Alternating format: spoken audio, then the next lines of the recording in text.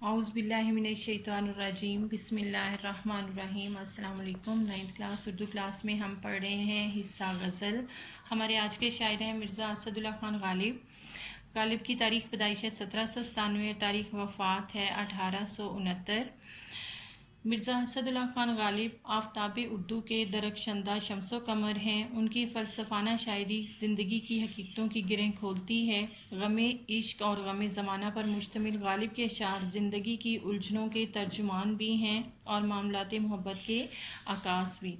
तो 9th class हम अपने पहले 3 अशार की तशरीह कर चुके हैं। आज हम अपना चौथा और 5वां शेर पढ़ेंगे और उसकी तशरीह करेंगे।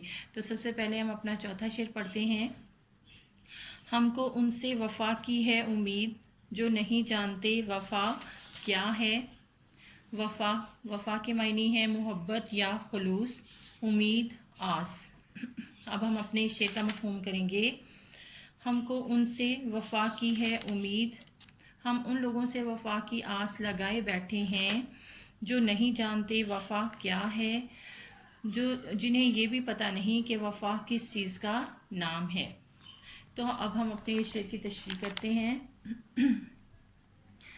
इस शेर का एक मतलब तो ये है कि हम भी कैसे नादान लोग हैं कि हम उन लोगों से वफ़ा की उम्मीद बांधे बैठे हैं जिन्हें ये भी मालूम नहीं कि वफ़ा कहते किसको हैं।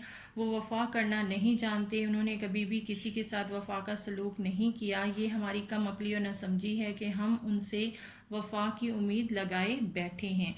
तो 9th क्लास इस शेर का हम एक मतलब इस तरह भी ले सकते हैं कि हम कितने नासमझ हैं कि उन लोगों से वफ़ा की उम्मीद लगाए बैठे हैं जो इतने मासूम और भोले भाले हैं कि वफ़ा और जफ़ा में तमीज़ ही नहीं कर सकते। इनकी लाइल्मी और लापरवाही की वजह से मुमकिन है कि किसी रोज़ ना चाहते हुए भी वफ़ा कर जाएं। बस यही उम्मीद हमें सहारा देती है और हम इसी इंतज़ार में हैं कि कब उनका दिल हमारी तरफ मुल्तफ़त होता है और हमारी उम्मीद भर आती है, हमें अपनी वफ़ा के बदले में वफ़ा मिलती है। वैसे तो मुमकिन नहीं, क्योंकि वो नहीं जानते कि वफ़ा किस चीज़ का नाम है। जो लोग वफ़ा के मायने तक नहीं जानते, हम उनसे वफ़ा की उम्मीद लगाए बैठे हैं। इंसानी ज़िंदगी में वफ़ादारी बुनियादी अहमियत रखती है।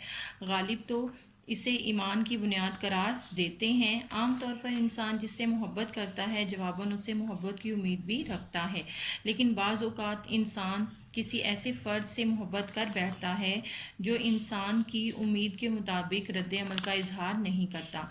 गालिब का मौक़िफ़ ये है कि हम ऐसे फ़र्द से दिल लगा बैठे हैं और उससे वफ़ा की उम्मीद लगाए बैठे हैं जो वफ़ा से नावाकिफ़ है, जो ये जानते ही नहीं कि वफ़ा होती क्या है।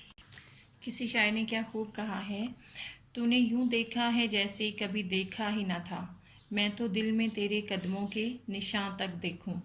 इंसान अपने महबूब की कुर्बत हासिल करने के लिए उसके दिल में अपने लिए नरम गोशा पैदा करने के लिए कई जतन करता है, लेकिन अक्सर औक़ात उसे कामयाबी हासिल नहीं होती।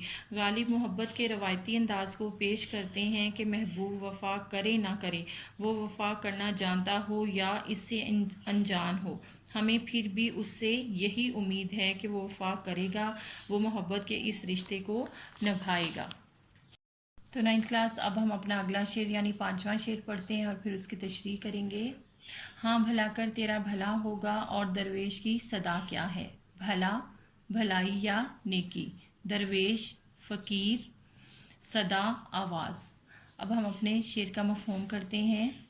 हम फ़कीरों की यही सदा है कि हमारे साथ भलाई कर ताकि तेरे साथ भी भलाई हो। तो 9th क्लास हमारे शेर की तशरीह कुछ यूँ होगी। शायर कहता है कि ए मेरे महबूब, मैं तुझसे भलाई का उम्मीदवार हूँ, क्योंकि जो कोई दूसरों के साथ भलाई करता है उसके साथ भी भलाई ही होती है। यहाँ शायर अपने महबूब का एहसास कर रहा है। वो चाहता है कि मेरे महबूब के साथ भलाई हो, वो कभी परेशान ना हो, उस पर कोई मुसीबत नाजिल ना हो। उसका सबसे आसान तरीका ये है कि दूसरों के साथ अच्छाई की जाए, क्योंकि ये दुनिया मकाफ़ाते अमल है, जो बोया जाता है वही काटा जाता है। दूसरों के साथ नेकी करने से अच्छा अजर मिलता है, जबकि बुराई के बदले में बुराई ही हाथ आती है। इसलिए शायर कहते हैं कि तू भी भलाई के काम कर ताकि तेरे साथ भी भलाई हो। انسان سماجی زندگی گزارنے پر مجبور ہے۔ انسان کی ضروریات کی نوعیت ایسی ہے کہ تنہا رہ کر انسان انہیں پورا نہیں کر سکتا۔ اس سماجی زندگی کی بنیاد باہمی تعاون پر ہے۔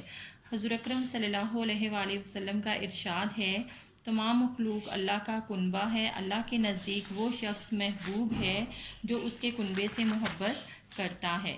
ایک اور حدیث میں آپ صلی اللہ علیہ وآلہ وسلم نے فرمایا، تم میں سے بہترین شخص وہ ہے جو دوسروں کے لیے زیادہ مفید ہو، یعنی کہ وہ دوسرے انسانوں کے ساتھ بھلائی سے پیش آئے۔ غالب کا موقف یہ ہے کہ جو درویش تیرے دروازے پر کھڑا ہے، جو تیری گلی میں صدا لگا رہا ہے، جو تم سے بھلائی کا خواہش مند ہے اور ساتھ یہ باور بھی کراتا ہے کہ اگر تم بھلا کرو گے تو تمہارا بھی بھلا ہوگا، کیونکہ خدا کسی کی بھلائی کو ضائع نہیں کرتا۔ بھلائی کرنے میں فقط دوسروں کا ہی فائدہ نہیں ہوتا، انسان کا اپنا فائدہ بھی ہوتا ہے۔